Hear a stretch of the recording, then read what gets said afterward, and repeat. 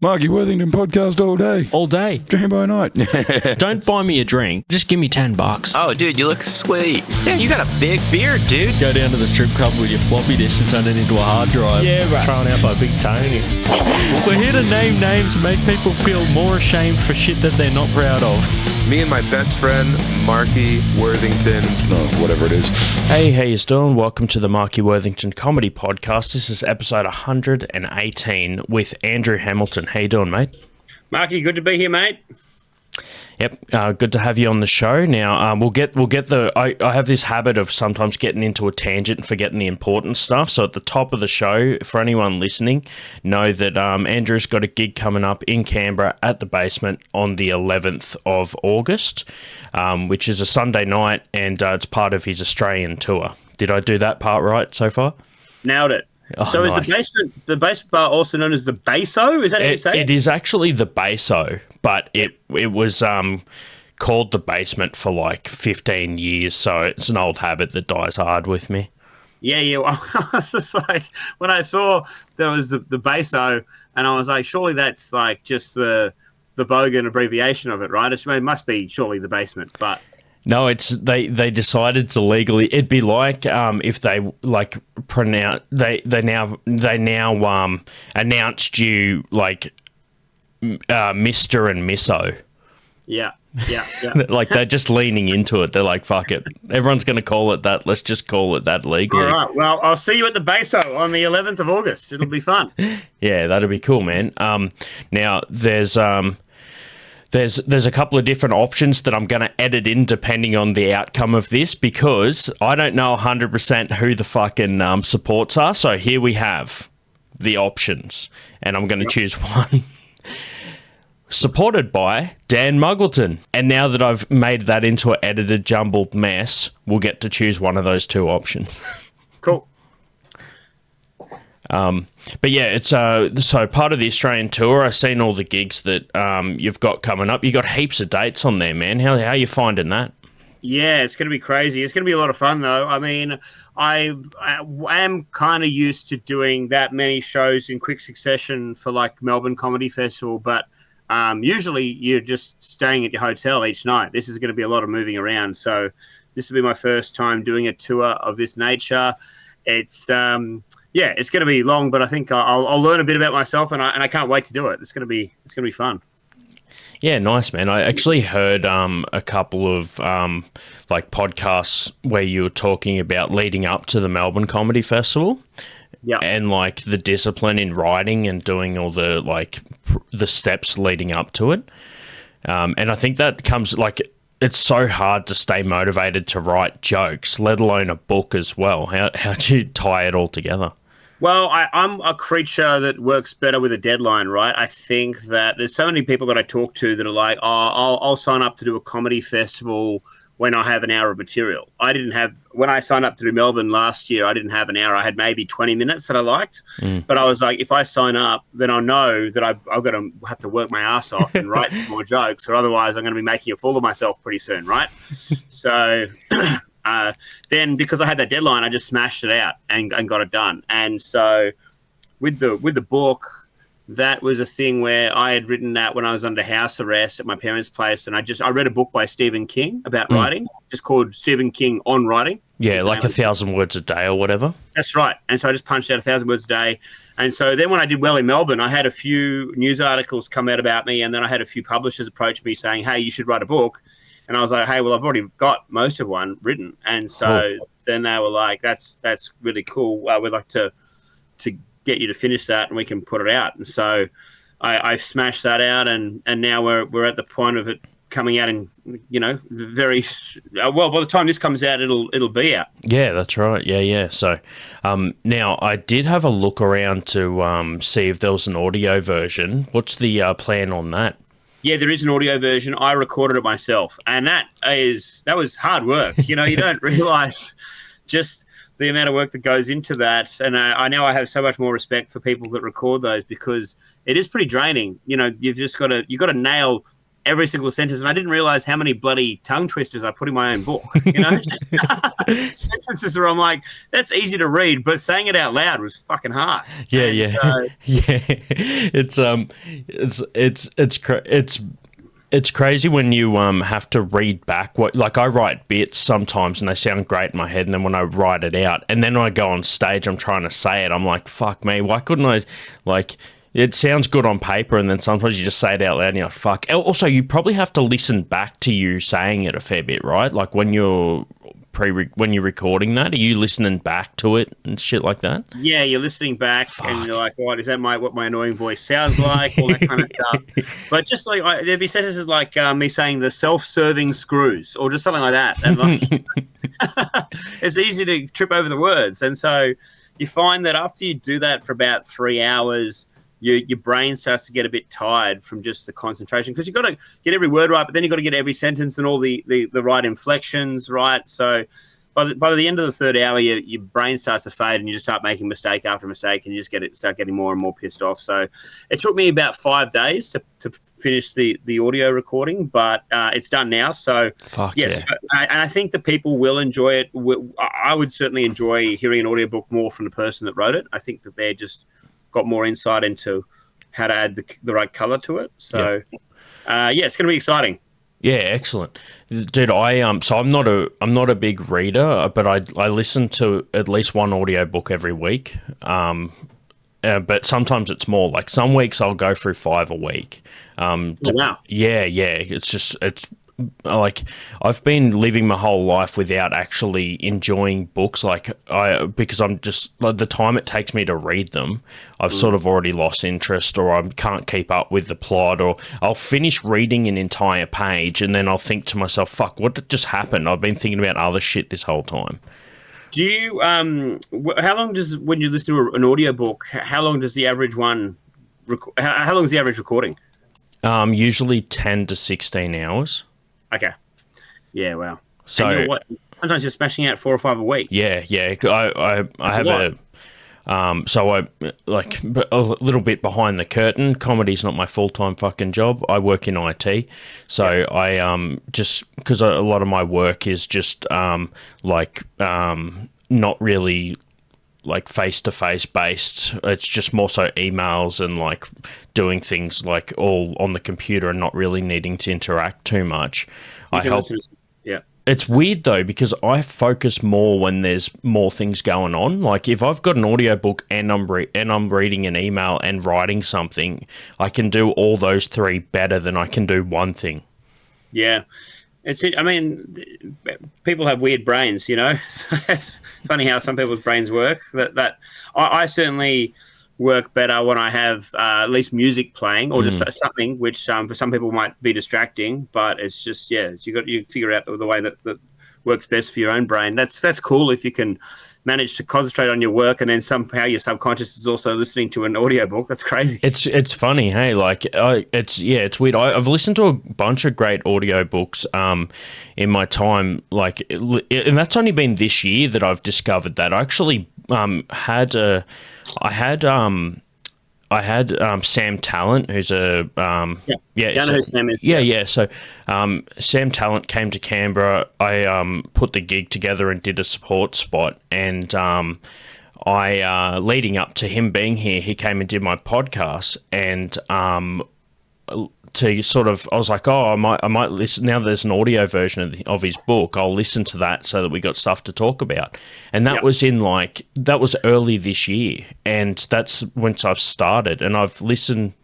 Yeah, I've listened to audiobooks ever since, and it's just this year. So did he record his own audiobook for Running the Light? Yeah. Oh, cool. You know the book. That's sweet. Have you listened, read it, or I haven't read it, no. But I know what it was. Know what it is. So he read. I think he read some of it, but he didn't read all of it. What he did is he got like different comedians to do each chapter. Oh, wow. So like different stages throughout the book, and there's some more predominant ones that did like more bulk lots, like but like without sort of giving away too much about the book, because I want you to get the full experience, there's different stages of the character's life, and they're all read by different comedians. So you kind of, it feels like it's good to like have that separation throughout the book, and it's also good to hear a couple of familiar voices. Like he has Doug Stanhope read a chapter and things like that. That's cool. You've had Doug on this podcast as well. Yeah, so Doug did this podcast. I think it was episode like in the 70s or something. So yeah, that was really cool. He jumped on and did the podcast, and I actually got a story out of him that he hasn't really talked about on podcasts before. So that was kind of cool. That's very cool. It was a story about how he won the one of the comedy competitions, and he gets out of the club. He's got the check for the winning the competition, and someone stole his fucking car with all of his shit in it. So all he had was like a check for like 10 grand and the suit he was wearing. And but that was a pretty fun. Well, I actually don't know whether it was the suit. Oh, he only had the suit that he was wearing because he bought a weird suit to try and stand out in the competition, and that's what sort of kicked off his like elaborate fucking stage gear. Right, just wearing op shop shit on stage. That was like the beginning of that. Those weird retro suits that you haven't seen anyone wearing in forever, yeah. Yeah, I bought one to open for him. I bought an old one, and I got this great photo of him and I standing next to each other wearing these, like, Vinnie's fucking suits. And then I have a random pink suit jacket that I bought for a fancy dress thing, and he signed it. So that's cool. It was fun to chat to? Dude, it was one of the best interactions that I could have had. Like, I've heard some people sometimes when they meet their heroes, they're like, sometimes they come in a little bit hot and it makes them shy or whatever. I was sort of conscious to soak it up and not sort of be too over the top. You know, although I was excited, I was conscious not to fucking, like, sort of, you know, if you just come in too hot, someone's sort of like, whoa, dude, fucking chill.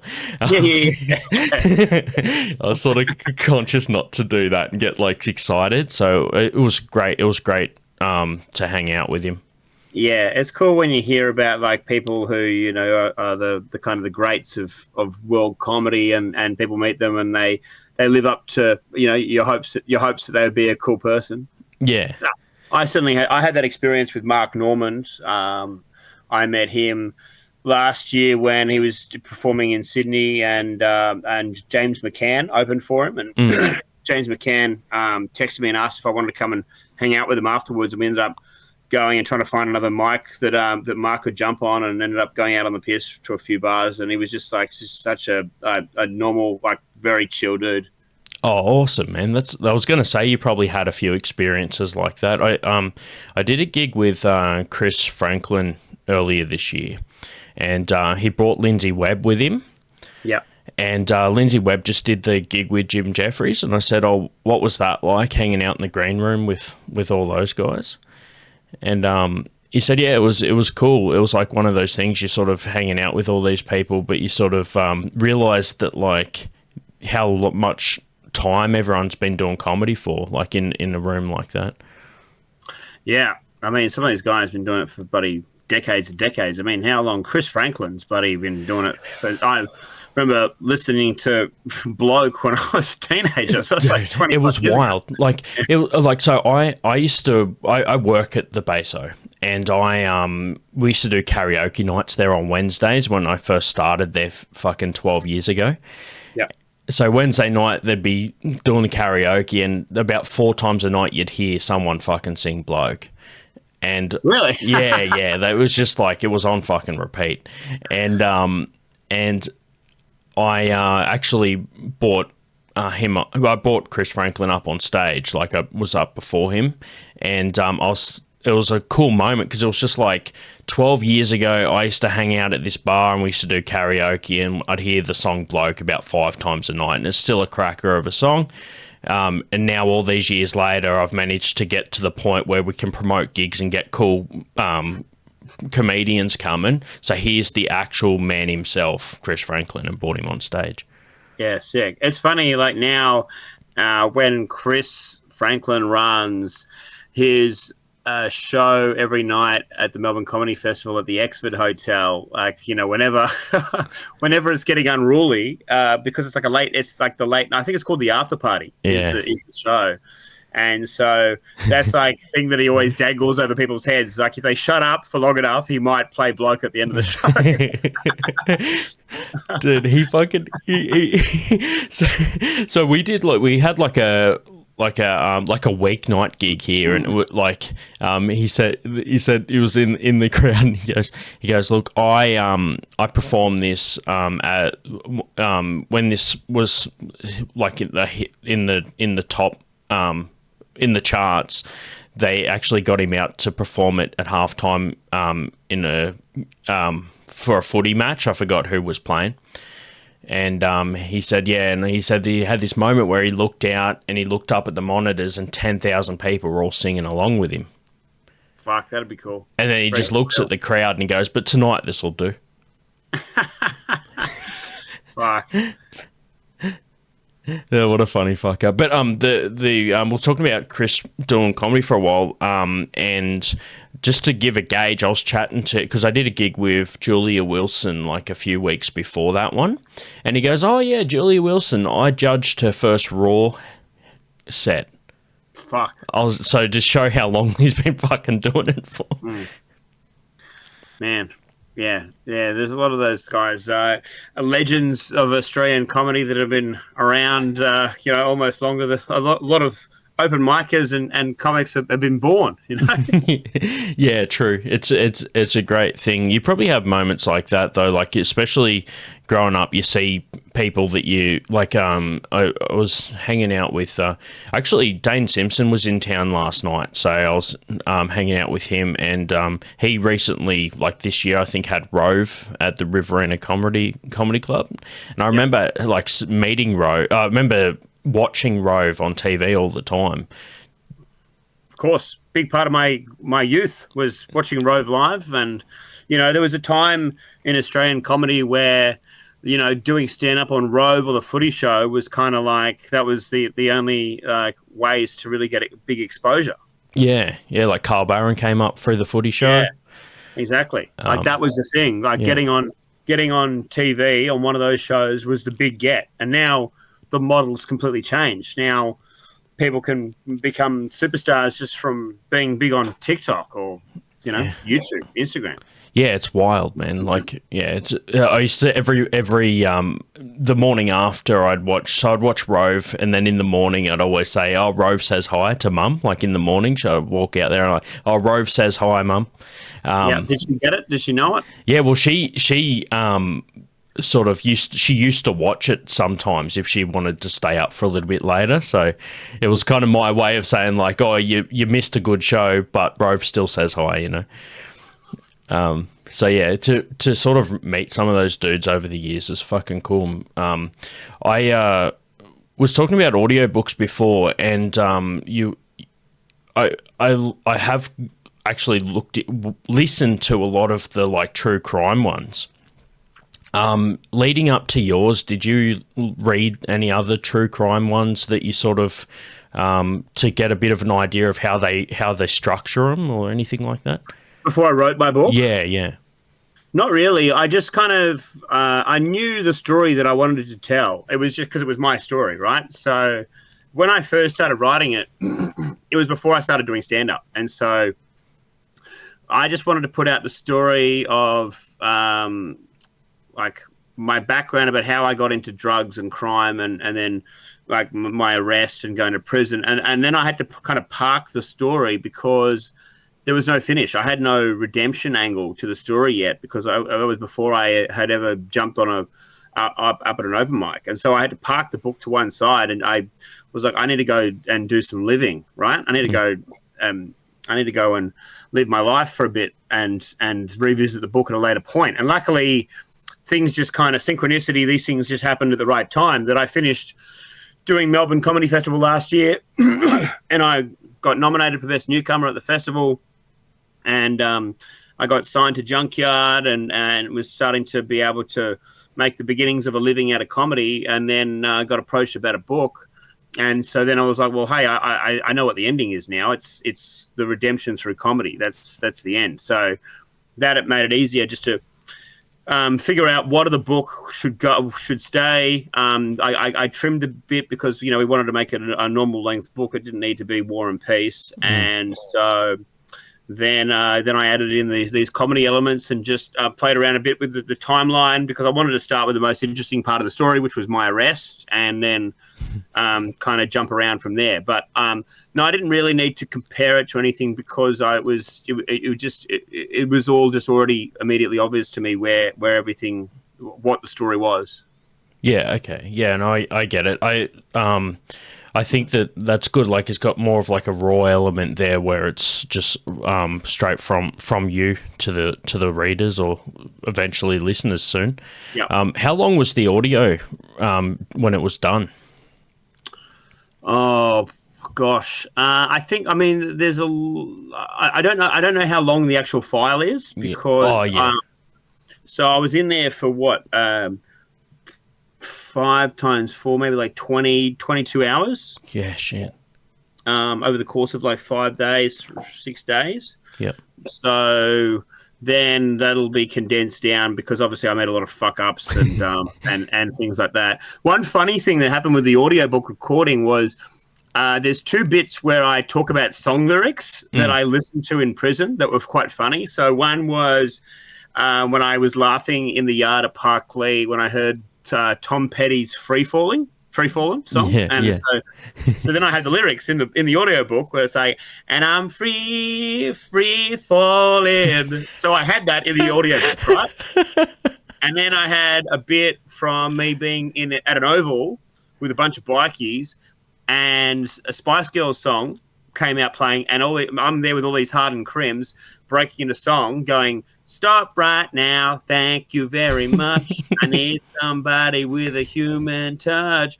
And how we all broke into song singing that, and then we all looked at each other, realized that we were like supposed to be pretending to be tough guys, and then just like stopped singing it, but then started laughing. And what I had to get called back to do the audiobook again for those parts, because I wasn't allowed to sing the lyrics. I had to speak them. Oh shit. Yeah, apparently that could be a breach of copyright. Me singing Tom Petty or the Spice Girls badly wasn't allowed. So I had to go back and be like, and then over the prison stereo came, stop right now, thank you very much, I need somebody with human touch. Like that's how I had to do it, which sounds way more awkward, right? Dude, that's so fucking funny to like just do it monotone. But also, I tell you what, I also find funny within that, you write a book about true crime, and then they pull you up on a copyright thing, potentially getting you in more trouble from writing the book and then reading it. So right. It's like, so it's like a catch-22. Well, my dad, it's funny you say, because my dad has an advanced copy of the book, and he read it the other day, and he said to me, well, how long, Andrew, until the cops come around to arrest you for all the things you admit to in here? So, so yes, the book has not stopped getting me in potential legal trouble. Watch this space. You never know. That could be you could be writing a book about writing the book that got you in more shit. Exactly. It's like it's the things that I admit to, and it's like also there's people question whether or not you're allowed to make profit from your crimes, right? From the proceeds of crime, and so the loophole there, the understanding is that there are concessions made if the content has cultural or artistic merit. So if you create a book or something like that, then there's obviously some artistic merit to that compared to someone just selling their story to a current affair, right? Right. Something like that is a very different way of selling your story. But something like, I mean, you could say the same restriction around me doing stand-up, about me getting arrested and going to prison for drugs, right? Like, that's me profiting from my crimes. But I think you would agree it's pretty fucking hard to write a good joke, right? So there's yeah. Some artistic merit, we believe. Yeah. It's yeah, that's interesting actually, because I know that Chopper got in some trouble with his book about not getting money for it. And that seemed to influence that a bit. But he had so many books that he put out. I actually listened to all the ones he's got in audio. I know he put out a bunch more, but yeah, it was. I think that also it's a different.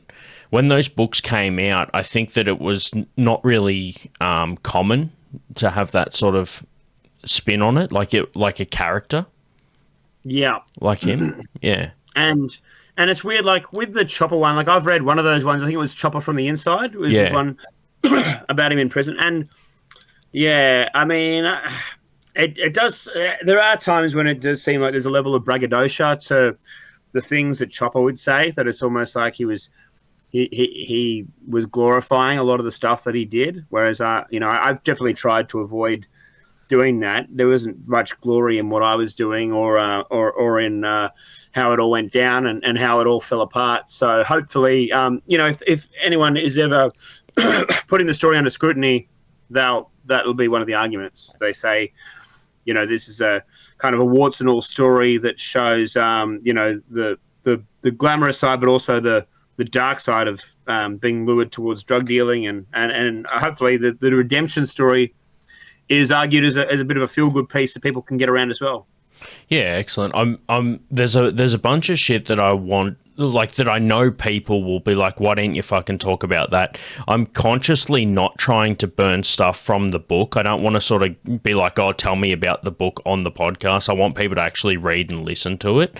So I'm putting that note in there just because I don't want to seem like I'm not addressing the whole story.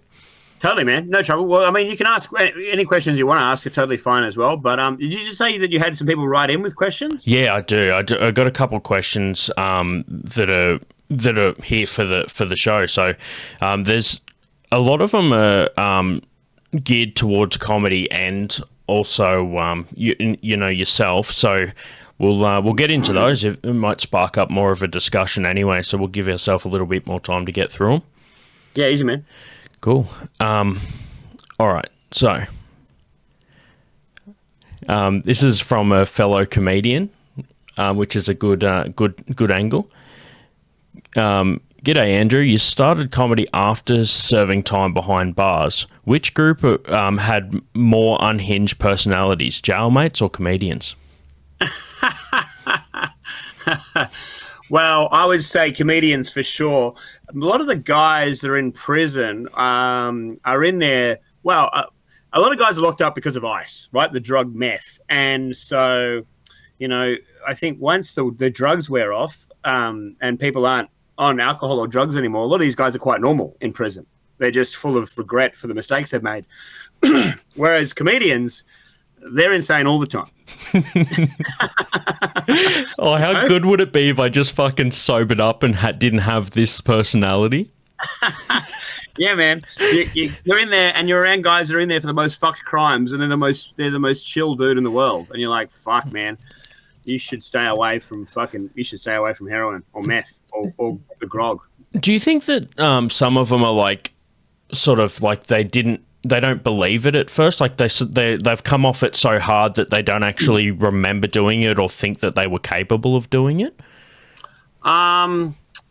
Some of them perhaps had some kind of drug psychosis, and it can be hard to accept. But most of them have enough of their faculties with them to know that they did it. They just they can also just excuse it because of the fucked up state that they were in, right? Yeah. Like, it was just the logic that they had at the time, that they needed to break into this house to feed their drug addiction or whatever.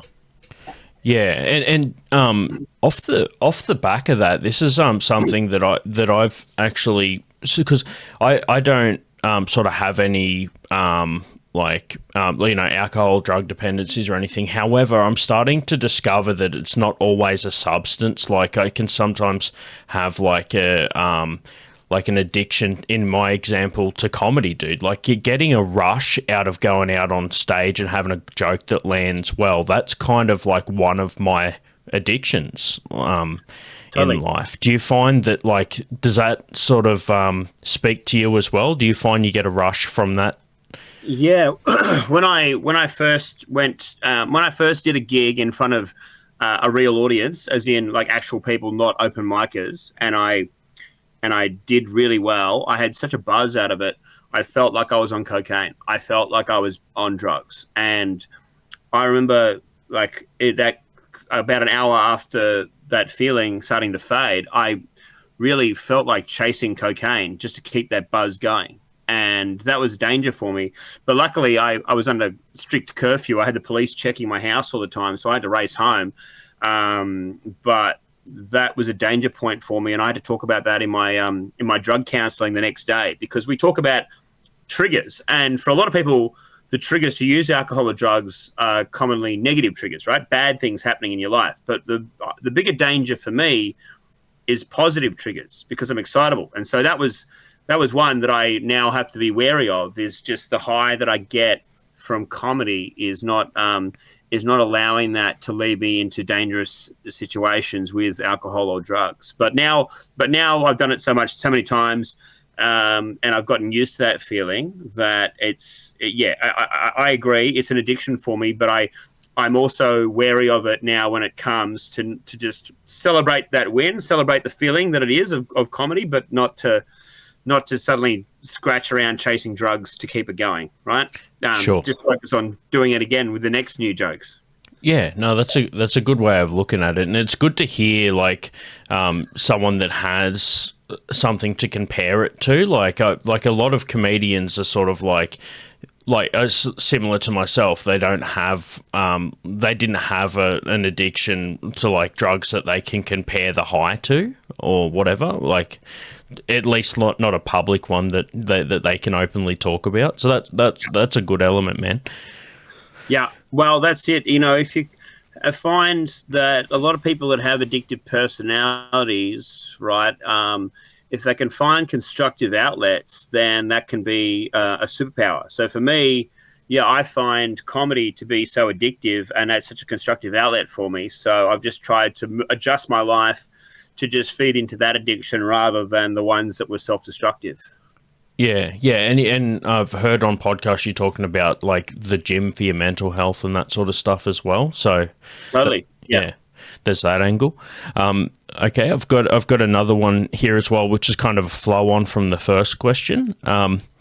So would you rather sell? You kind of sort of answered this with the first one, but would you rather share a jail cell with a criminal you've never met before or a comedian?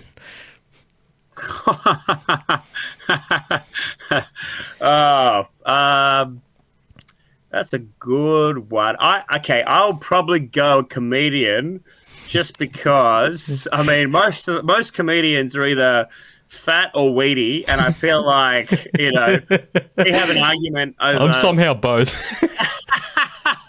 So I feel like I'm a pretty big guy. I feel like if there was an argument over what TV shows we're going to watch, I can win that battle much more easily with a comedian than I can with another crim. So you're going to go comedian just for physical fucking reasons? For pure intimidation factor, I want to be the alpha dog of the cell. I think my chances are better with the comic.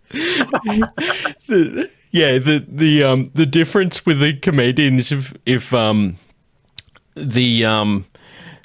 the ear beating that you'd cop, like, so I feel like sometimes, like, he might not be able to beat you up physically, but fuck, man, I feel like if I get on a tangent with something, most people are just going to be like, could you just fucking hit me instead of give me an ear beating instead? This fucking thing's taken forever.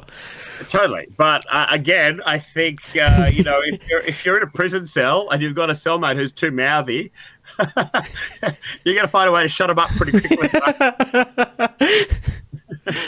People learn the hard way. Yeah, true. Yeah, I can appreciate that angle. I feel like sometimes when I'm in the green room, people feel like they're in prison because I'll just be they were trying to go through their fucking notes or whatever, and I'll be like trying to pick their brain on something or like trying to air an idea, and it's just like, fuck, I'm literally about to get on stage. Can you shut the fuck up? Exactly. If some fuckhead's testing out their shit jokes on me for a few minutes too long, then when they go to bed, there was a guy in Long Bay, maybe like 6 years ago, that got killed by his cellmate who put a sandwich press in a pillow in a pillowcase and whacked him over the head with it 15 times and killed him. So Fuck. I'd just be like, that sandwich press is looking pretty good right now. Tell us another joke. No, go on. Tell me another joke. I'm just taking my pillow out of the pillowcase for no reason. Keep going. Oh, fuck. Just when I thought that cheese toasties were going to kill me from the inside. There's always another way. Yeah. People are very inventive. It's a lot quicker than the diabetes route. Oh, absolutely, man. Yeah. So they're the couple of questions that I had from the listeners, and basically I have covered off all the ones that I had. But we do have a section on the show. If you're keen to go through it, I'll explain to anyone that's listening to the audio. This is on YouTube and audio. So I do a game show at the basement or at the Baso where it's called Ladies on the Loose. Basically, it's 3 mugshots of chicks that have been arrested, and you'd have to choose the crime based on the mugshot multiple choice. Yep, let's do it. Welcome to Ladies on the Loose. We have 3 mugshots here. Andrew Hamilton is going to run through and tell me multiple choice what you think the crime was based on the mugshot. Let's kick it off with contestant number 1. Contestant number 1, possession of a weapon, possession of cocaine, or driving while impaired. Oh, wow. Okay. I don't know if you've like fucked around with these to like really throw people off. Feel like you want to say weapon, which makes me want to go the opposite way. So I'm going to go with C, driving while impaired. Okay, C, driving while impaired, locked in. We're gonna keep that locked in while we go on to contestant number 2. Contestant number 2, prostitution, petty larceny, or destruction of property. Oh, she looks like she's got the devil in her eyes, man. I reckon destruction of property. I reckon she's just some jilted lover, angry ex. Angry ex? Yeah. Yeah. She's burned someone's house down. Yeah. So, contestant number 2, you're going with C. And finally, contestant number 3 in this shortened version of Ladies on the Loose, it is A, theft, B, aggravated stalking, or C, possession of marijuana. Oh. She looks so sweet and innocent. Yeah, I think that's the trickery of it. I think theft. I'm going to go A, theft. Okay, yeah. A, locked in. Petty theft. You're right. Yeah, you got to add petty to it just in case. But yeah. All right, cool. Let's light up the answers. Contestant number 1, driving while impaired. You have that correct. Oh, fucking nailed it. See, I thought you were going to fucking throw me off. Gun, cocaine. I was like, hey, I'm not going to lean into racial stereotypes here. I'm going to go driving while impaired. Fucking knocked it out of the park. Dude, yes. my favorite one about this fucking mugshot is, and anyone watching the YouTube will see, but I'll just describe it for the audio listeners. So, I have long hair, and when I pull it back, sometimes you get random hairs that are like not long enough to pull back. But this particular contestant has turned it into more of a feature and just sort of sleeked it down on her forehead to make him look like really long eyelashes just growing out of the corner of her of the where the widow's peak would be. I like it. I dig it. You go, girl. All right, so that's contestant number 1. Bonisha. Okay, contestant number 2, petty larceny. Oh, damn it. I said destruction of property. Yeah.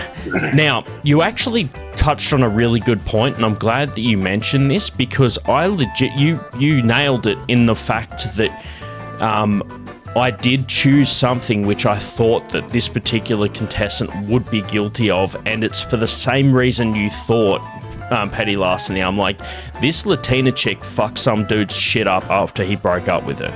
And do we know more of the backstory of this one? Yeah, so I do actually have more of the backstory on this one. I'm glad you asked. We didn't actually plan this, but contestant number 2, petty larceny. DoorDash driver busted for stealing people's packages off their doorstep. Oh wow! So it's literally the opposite. It's probably the lesser of the 3. I mean, I hate to insult the DoorDash community, but she's probably a bit too hot to be working as a DoorDash delivery. See, she wasn't in that job for the paycheck, right? She was doing it just purely as an excuse to cover up to steal shit. Yeah, maybe if they paid more, they wouldn't have employees stealing shit. But yeah, contestant number 3, let's light it up. Possession of marijuana. Hey. It seemed like the most obvious one, but I was trying to lean away from it. Yeah, all right. Hey, thanks for playing along. Do you know what? Considering there's only three to choose from, we managed to power it out pretty well, man. I appreciate you stepping in and having a go at that. No worries, that was fun. Yeah, so I'm glad I got at least 1 out of 3. Yeah, man, I appreciate you jumping in. It's one of those things, like, I do sometimes, like, because I've played that game for a couple of years now. Just once a month, I'll put up a slide deck and do it, like, about 3 comedians in on the open mic. I'll just do that as a game show, and then before the break, the winner gets a free drink. Yeah. And I actually, the wrong answers are previous crimes from other mugshots. So they are actually like feasible options, which makes it even harder. So the longer I play this game, the more data I get and the harder it gets. Of course. So, yes. Wow. I wish I had seen the eyes on the woman who really was guilty of destruction of property. I reckon that would have been crazy. Maybe I should do a ladies on the loose destruction of property fucking best of. Yeah, the Joseph Lover edition, right? Yeah, I actually had a pretty funny running joke for a whole 12 months. So there was like 12 months where I would because normally I do it with 8 contestants. What I would normally do is I'd have one of them that would be like 2, like the right answer, a wrong answer, and just a throwaway one, because there's a Canberra comedian called Kai Fei, and the answer would be most likely to date Kai Fei, and it just became a running joke that was every month there was always going to be one of them that was like going to be likely to date Kai Fei. And the funniest thing is, to close it up at the end of the year for the December episode,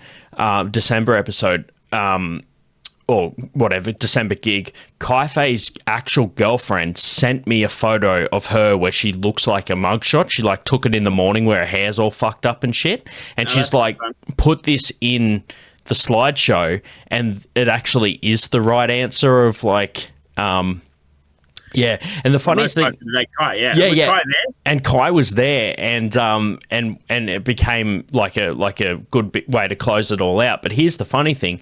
Kai was on my podcast, and he got a warning for he tried to organise like basically like just to everyone go to a random shop that pissed him off, to just like not buy anything and just look around, because the owner of the shop basically said, if you're not going to buy anything, fuck off. And this is in the early days of Facebook, so he decided, I'm going to create an event and invite everyone to just come into this shop and not buy anything. And like fucking thousands of people responded to it, and he got the cops come to his house and say, you need to call this off because you're giving you a warning for inciting an affray. Yeah, wow. So one of the wrong answers was inciting an affray. So it was also like an inside joke of A real crime. of a real crime that he'd been nearly got done for. Wow. It was crazy. Like back in those early Facebook days when you could mobilize groups by inviting them to events. Yeah. Yeah, especially I know that a lot of people that were around in the MySpace era still have mailing lists that were built on fans that they got from when you could just have giant fucking events. Wow. Yeah, but dude, thanks heaps for being on the show. It's been heaps of fun. I appreciate you taking the time. And we'll just close it up by doing your plugs. What do you? We got the gig coming up on the 11th of August at the Basement. But all your socials and your book and that sort of stuff. That's right. So I'll be at the Baso on the 11th of August, and then I have the book coming out. It's called The Profound Benefits of a Stint in Prison. That is at all good bookstores and also the bad ones and online. Just look it up. And my socials are just look up Andrew Hamilton Comedy on Instagram or andrew.hamo on TikTok. Perfect. Yeah. I'll obviously tag you in all this stuff. So if anyone wants to check out his socials, they'll be all tagged in the episode. But until the 11th, man, I'll catch you there. Yeah, man. I'm looking forward to it. I'll see you in a few weeks. Cheers, man. Peace. Thanks so much for your time. Don't buy me a drink. Just name names. Yeah, right. Big time. You're fucking throwing out a strip club with your floppy disk. Yeah, you got a big beard, dude. Shame for shit all day. Me and my best friend, Marky Worthington. Keep it simple. Count your money. That they're not proud of. Just give me $10. Hey, right. Click. Did you hang up? No, I just said click.